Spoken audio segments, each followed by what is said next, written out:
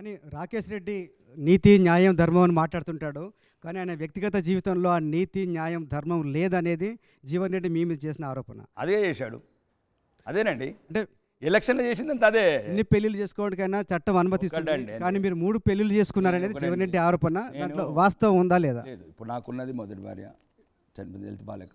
మన కూతురు ఉంది బహిరంగం, సుచరితారెడ్డి, పైడి సుచరితారెడ్డి, కాబోయిన రాజకీయ వారసురాలు. వాట్ ఇస్ రాంగ్ అంటే నాకు తప్ప? రాకేష్ రెడ్డి కూడా కాబోయిన రాజకీయ వారసులు మొత్తం ఎలక్షన్ ఆమె సింగిల్ హ్యాండ్ మీద రిలీజ్ చేసింది. మీ ఆర్టీవీతో కూడా ఆమెనే మాట్లాడింది, విలేకరులతో ఆమెనే మాట్లాడింది. నా భార్య నా కూతురు కలిసి ప్రచారం చేశారు. మరి ఎందుకు మీ కుటుంబాన్ని ముగ్గురు పిల్లల ముద్దుల ముగ్గుడు అంటూ మిమ్మల్ని ఇదే మాట మీద రియాక్ట్ అయ్యారు ఒకసారి జీవన్ రెడ్డి? మీ పెళ్లి వ్యవహారం మీద రియాక్ట్ ఒకసారి రియాక్షన్ చూద్దామండి. మళ్ళీ ఆయన అడిగినా మరి 700 అంటే మళ్ళీ ఆయన చూపించాలి, మళ్ళీ ఇవన్నీ మన అసహ్యంగా ఉంటుంది అదిగా. రైట్, ఒక్కసారి ఆయన ఏమన్నారు చూద్దాం. ఒక్కసారి జీవన్ రెడ్డి ముగ్గురు పిల్లల ముద్దుల ముగ్గుడు అంటూ పైడి రాకేష్ రెడ్డి అన్నారు, సార్ ఏమన్నారు సార్ చూద్దాం. ఇదే కాదండి, ఇంకా చాలా కేసులు ఉన్నాయి. ఇంట్లో డ్రైవర్ని చంపాడండి, ఇంట్లో డ్రైవర్ని చంపిన కేసు కూడా ఉంది ఎల్బీ నగర్ పోలీస్ స్టేషన్లో. ముగ్గురు పిల్లల ముద్దురు మొగుడు, వీడు పొద్దున్న లేస్తే ధర్మం న్యాయం ప్రజాస్వామ్యం అని మాట్లాడుతుండు. ధర్మం న్యాయం ప్రజాస్వామ్యం ఇది రాజ్యాంగమా? చీచి. మొన్న ఒక ఎన్ఆర్ఐ మీటింగ్లో ఈ రాజకీయాల్లోకి ఎందుకు వచ్చా అంటుండు. వచ్చి ఫస్ట్ మీటింగ్ అటెండ్ చేసి వెనక బండి సంజయ్ వీళ్ళందరూ ఉన్నారు, వాళ్ళందరి ముందే ఈ రాజకీయాల్లోకి ఎందుకు వచ్చా అంటుండు. ఒకటి మరి నీకు 56 సంవత్సరాలు ఉంది, ఈ ప్రాంత ప్రజల కోసం నువ్వేం చేసినావు? 3 పెళ్ళిళ్ళు చేసుకున్నా అంటున్నారు, నిజంగా 3 పెళ్ళిళ్ళు చేసుకున్నారు మీరు? ఇప్పుడు 2 చేసుకున్నానండి. ఒక మొదటి భార్య కొద్దిగా హెల్త్ బాగా ఎక్స్పైర్ అయింది, ఒకటి 2వ భార్యను చేసుకున్నాను, అది ప్రపంచానికి గుర్తు. 3వ భార్య మరి ఎక్కడ చూస్తాడేమో చేసుకుంటా, తప్పేముంది. బాగానే చూడమని చెప్పండి 3వ భార్యని. ఎందుకు మరి ఆరోపణ చేశారు ఆయన? ఇప్పుడు ఒక్కటండి, ఇప్పుడు మాజీ శాసనసభ్యుడు. ఇప్పుడు కూడా నేను ఎందుకు వచ్చాను చంద్రమౌళి గారు, ఎందుకు వచ్చాను చెప్పండి స్టూడియోకు? ఎందుకు వచ్చాను? జీవన్ రెడ్డిని పిలిపిస్తానంటే నచ్చాను. That is Rakesh Reddy. జీవన్ రెడ్డి వస్తున్నానంటే వచ్చాను నేను, అది కూడా సిద్ధంగా ఉన్నాడు. టైం సరిపోదు. ఓకే, ఇప్పుడు కూడా ఓపెన్ ఛాలెంజ్. శ్వాస ఉన్నంత వరకు ఆడుతూ తలబడుతూనే ఉంటా. ఎప్పుడు ఎన్ని బహిరంగ వేదిక డిసైడ్ చేసుకోమని. దాదాపు ఇఫ్ ఐఎమ్ నాట్ రాంగ్ ఒక 10 నుంచి 15 ఏళ్ళు ఇద్దరు క్లోజ్గా ఉన్నారు. ఎక్కడ ఏ విషయంలో చెడింది? ఎందుకు ఇప్పటికి వైరుధ్యం? నేను ఎప్పుడు కూడా మీరు గమనించండి, మొన్న కూడా మీ స్టూడియోలో చెప్పాను, అన్ని సుమారు ఒక 20, 30, 50 ఛానళ్ళు ఇచ్చాను. వ్యక్తిగతంగా ఆర్మూర్లో కూడా చెప్పాను. వ్యక్తిగతంగా లేదు ఇప్పటికి నాకు జీవన్ రెడ్డికి.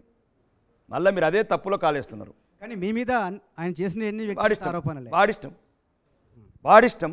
నేను రాజకీయాలకు వచ్చాను దేవుడు ఆశీస్సుల వల్ల, ప్రజల ఆశీర్వాదం వల్ల, నా పార్టీ పెట్టిన భిక్ష వల్ల. అంటే నన్ను 3 నెలలు నమ్మింది నా పార్టీ. ఇది నాటి 30 సంవత్సరాలు చేసిన బీఫామ్ దొరికిన రోజులు చాలామంది ఉన్నారు. నన్ను నా భారతీయ జనతా పార్టీ గౌరవించింది, నన్ను నమ్మింది, టికెట్ ఇచ్చింది, గెలిపించింది. అవును, నా జీవితంలో కొద్దిగా సంస్కారవంతంగా ఉండాలనుకుంటున్నాను రాజకీయంగా. తప్పేముంది?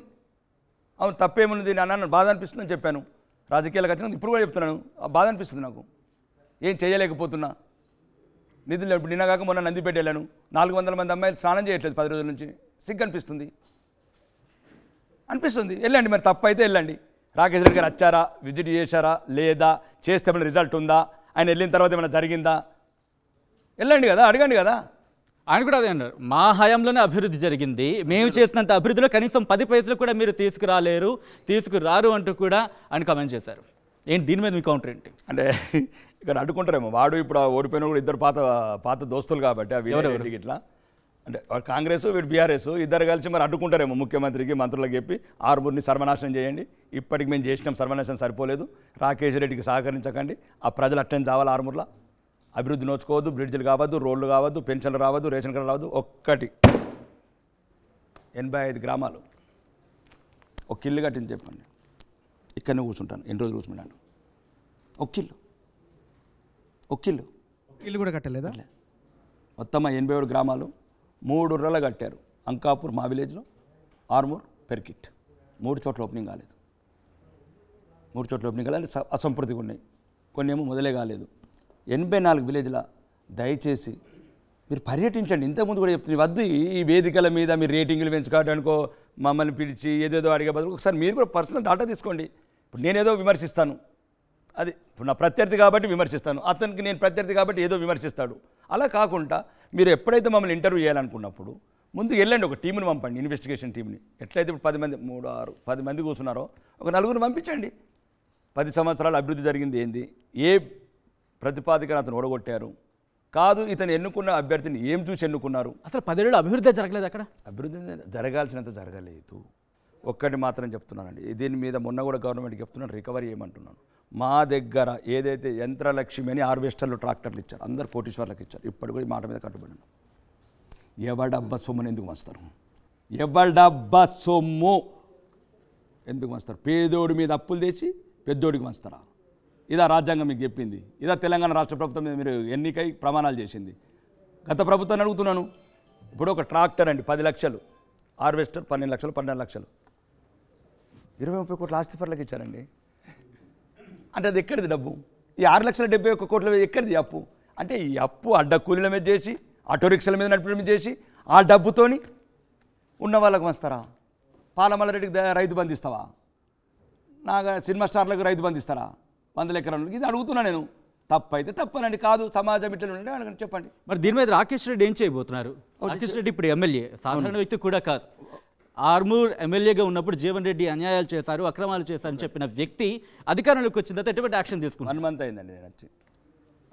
డిసెంబర్ 4 నాడు రిజల్ట్స్ వచ్చింది. డిసెంబర్ 4 రిజల్ట్స్ వచ్చిన తర్వాత ఒక 119 నియోజకవర్గంలో ఒక టీం తిరిగండి మీరు. ఈ 1 మంత్లో ఏమైనా కొద్దిగా స్టార్ట్ చేసిండే ఎమ్మెల్యే పని. అంటే అభివృద్ధి పనుల గురించి ఇప్పుడు అడగట్లేదు. మీరు ఆర్మూర్ ఎమ్మెల్యేగా జీవన్ రెడ్డి ఉన్నప్పుడు అక్రమాలు చేశారు, అభివృద్ధి ఏం చేయలేదని మీరు అన్నారు. ఆ ఆరోపణలకు సంబంధించి ఈ రోజు ఏమైనా ఎంక్వైరీ చేశారా, ఏమైనా దానికి ప్రారంభించారా? నేను ఆర్టీవీ కూడా వచ్చింది కదా, వెళ్ళాం కదా, క్వారీస్కు దాంట్లోకి వెళ్ళాం కదా. ఇప్పుడు బినామీ పేర్ల మీద ఇప్పుడు ఒకటండి, నేను పేపర్ మీద వేరే ఉంటుంది, కావాలంటే అక్కడ ఉన్న స్థానికంగా ఉన్న వాళ్ళని అడగండి. దీనిలో జీవన్ రెడ్డి హస్తం ఉందా లేదా, జీవన్ రెడ్డి బామ్మర్ది హస్తం ఉందా లేదా అడగండి. క్వారీని మూసేయించాను, క్రషర్ మూసేయించాను, మళ్ళీ తెరిపిస్తున్నారు. ఆ కాంగ్రెస్ ప్రభుత్వం అండదండలతో చూసుకొని అక్కడున్న పాత పరిచయాల మేరకు ప్రచారం చేసుకుని మరి ముందు చివరి దశలో ఉంది. అక్కడున్న మంత్రి గారికి కూడా చెప్పాను, జూపల్లి కృష్ణారావు గారు మొన్న నిజామాబాద్ రివ్యూ చేశాడు, చెప్పాను రివ్యూలో, అన్న ఇట్లా చేయకండి అన్న, మీరు దయచేసి దాని కమిటీ అయ్యండి అంటే చేశాడు ఆయన. ఇట్లా సహకరించకండి, ఇట్లా దుర్మార్గం సహకరించకపోతే ప్రజాధనం వృధా అవుతుంది, ఎంతో కొంత రికవరీ అయ్యండి ఆయన చెప్పిండు. ఆయన కూడా బాగానే చెప్పాడు, జూపల్లి కృష్ణారావు గారు ఇమీడియట్గా చెప్పాడు, డైరెక్షన్స్ తీసుకుని ఆర్ఆర్ యాక్ట్ ప్రకారం రికవరీ అయ్యండి అన్నాడు. కోరుకుంటున్నాం ఇన్వెస్టిగేషన్ బాగా జరగాల, దోసుకున్నది కూడా మొత్తం కక్కాల, కక్కిందని పేద ప్రజలకు పంచుకుంటాం. మళ్ళీ ఒక్కసారి మీ ఎర్రచందనం ఏంటి? ఎర్రచందనం మీరు లైసెన్స్డ్ వ్యక్తి అని మీరు అంటున్నారు. కేసు ఏ విధంగా ఉంటుంది? స్మగ్లింగ్కి సంబంధించి మీద కేసు రిజిస్టర్ అయింది. ఒకవేళ మీరు లీగల్గా ఉంటుంటే కనుక ఎందుకు రిజిస్టర్ అవుతుంది అనేది ఆయన ప్రశ్న. ఎందుకే మీరు రెడ్ శాండిల్ లీగల్ ఎక్స్పర్ట్ అనుకోవడానికి, లేకపోతే లీగల్గా మీరు ఉన్నారు అనుకోవడానికి ఏంటి ప్రూఫ్ మీ దగ్గర? ఇప్పుడు ఒకటండి, మీరు ఇప్పుడు కారులో వెళ్తుంటారు, జూబ్లీస్ రోడ్ నెంబర్ 8 వెళ్తుంటే మీ లైసెన్స్ పోలీసు వాడు వస్తాడు, మీ లైసెన్స్ తీసేసుకుంటే లైసెన్స్ చూపించమంటాడు. లైసెన్స్ ఉంది, ఆ లైసెన్స్ వాడే తీసుకొని నేను లైసెన్స్ చూపించమంటే అప్పుడు ఏం చేస్తాను? డిజిటల్గా ఉన్నాక మనకి ఇప్పుడు వాంటెడ్లీ ప్లానింగ్ అన్ని వేదికల మీద చెప్తున్నా. నాకు రెడ్ గోల్డ్ బ్రాండ్ని ఆపడానికి జరిగిన కుట్ర, కాకి బట్టలోడు ఖద్దరు బట్టలోడు నా మీద కుట్ర చేసిండ్రు.